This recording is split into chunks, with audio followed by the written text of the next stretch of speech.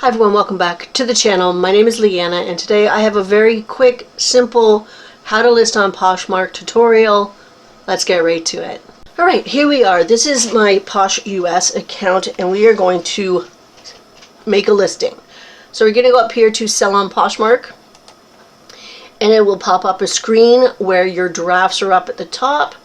But if you are starting from scratch and you want to upload photos, you go down here to videos and photo. You just click on that and then you will add whatever pictures that you want there.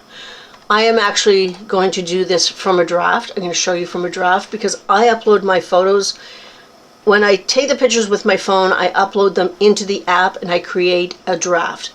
That's what I do. So you upload all your photos, and yes, we are going to be selling my cats today because they're little bums. That's Foo.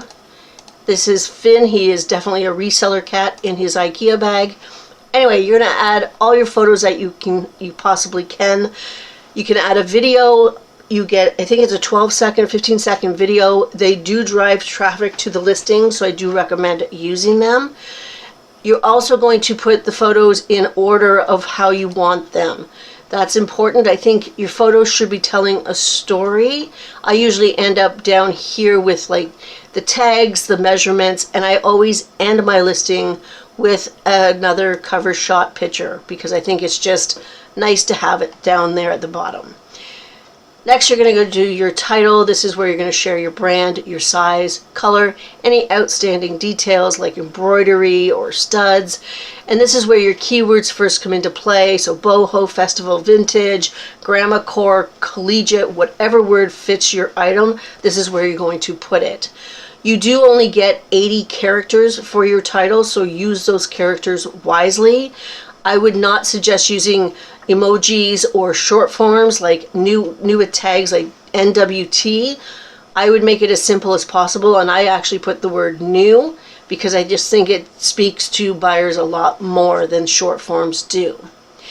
After you've done your title, you're going to come down to your description, and this is where you're going to add more details. You have 5,000 characters in this little block of words, and that is a lot of details you can add in. You could add in where you would wear an item, what use an item has, things that you could use the item for, date night, girls night, holidays, etc. This is where you want keywords upon keywords upon keywords so that your item is searchable. I then put in my size and my measurements. I always add measurements. I'm going to say 99% of the time with clothing I will add measurements. This really helps a buyer to be able to visualize whether the item will fit, and I think it helps with your return rate because people aren't going to be buying something that's a size medium, finding out that it doesn't fit them and there was no measurements. I think adding measurements really helps your case and it helps the buyers to make right decisions with what they're buying. The next thing that you're going to do, well, I do, is condition, and this is where you need to be honest about the condition of your item. You want to mention any flaws, anywhere, where meaning, you know, if there's some pilling, etc., stuff like that. Be honest about this. This is really, really important. Then I always say thank you for shopping my closet, and down in the bottom of my listing, like way down, it goes down and down and down. I add in my inventory number there. That's just because it's what I've always done, and it doesn't mean anything to the buyer. They don't probably even see it so much, but that's what I do. I've also been starting to add extra style tags and keywords down at the bottom just to help with the searchability.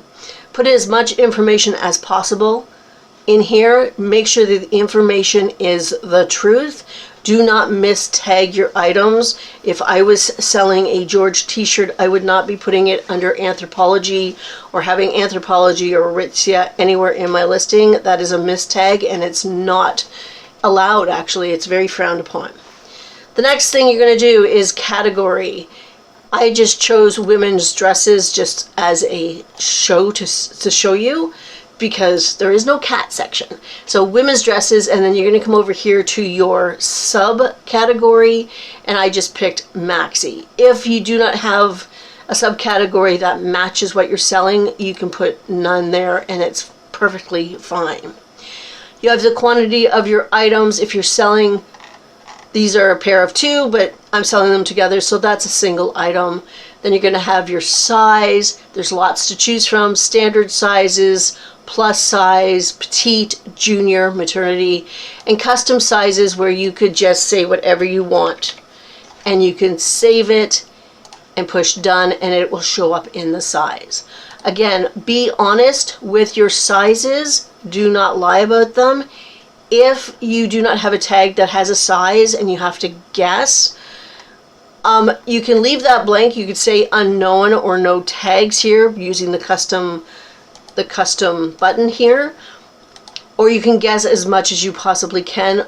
But if you do not have a size tag, I would say put no tags or unknown. The measurements speak for yourself. You can put C measurements in this part of the listing.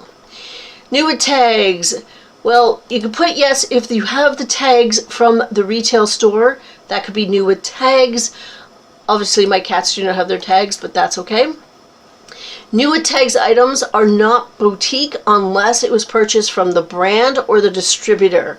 So this is a mistake I see often. With new with tags items, people say, yeah, it's boutique, but really it's not. So be honest. If it's new with tags, it has the retail tags on it. You can put yes. If it does not have tags, put no. That is the right thing to do. You're going to put your brand. Now the brand is optional. New with tags is optional. Some of these things are optional, some are not. So the brand, you're going to put in the brand that is on the tag. You are not going to play with this and say that it's Aritzia or Anthropologie when it's not.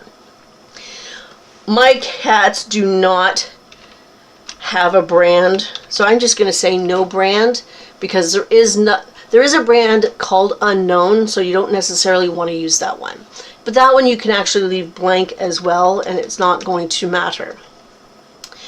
Color, you're going to come down and you're going to do your color. You only get 2 colors, so you want the 2 most predominant colors.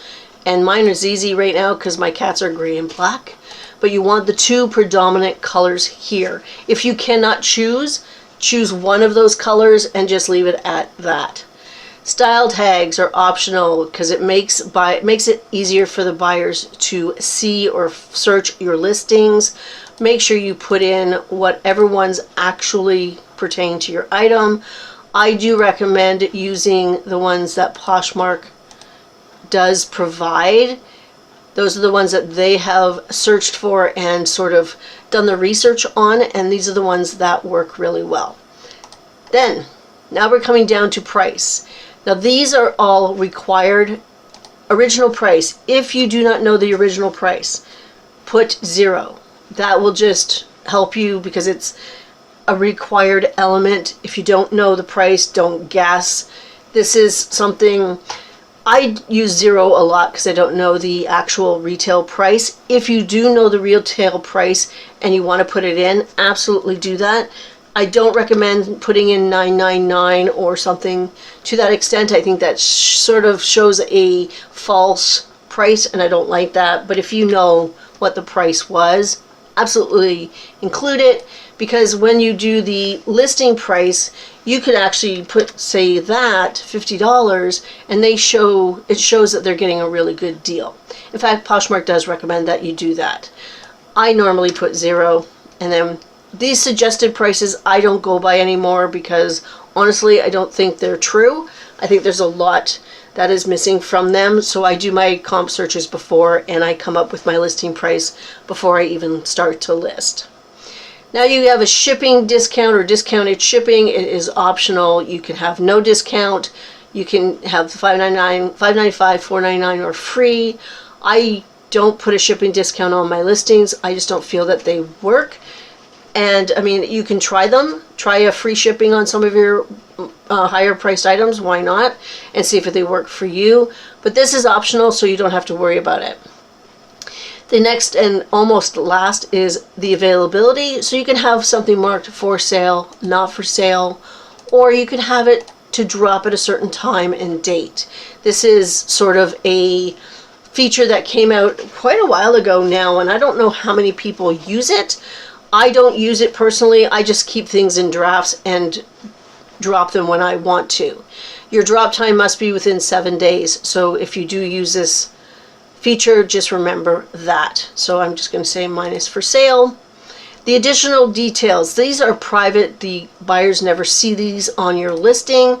This is where you can add in where your inventory is, what your cost price is, because you can access this if you get an offer and you forget how much the cost was and you want to figure out whether the offer is good enough.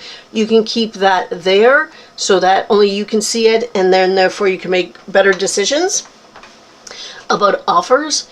And any other info, maybe you want to know, I don't even know what you put in there. You could put in, maybe there's a color issue, or you want to make sure that you know exactly where it is, and or maybe what it's shipped, or maybe with what it's inventoried with, or something like that. You can put whatever information you want in there and nobody sees it, and that's it. So then you're going to finish everything up. You're going to go update, and I am not going to list this item, but that's what you would do. You would go down and press list this item, and it would be in your closet. Oh, let's just show you that anyway. So I'm listing this item. I have to delist it in a minute. I'm going to go to my closet, and they're right there.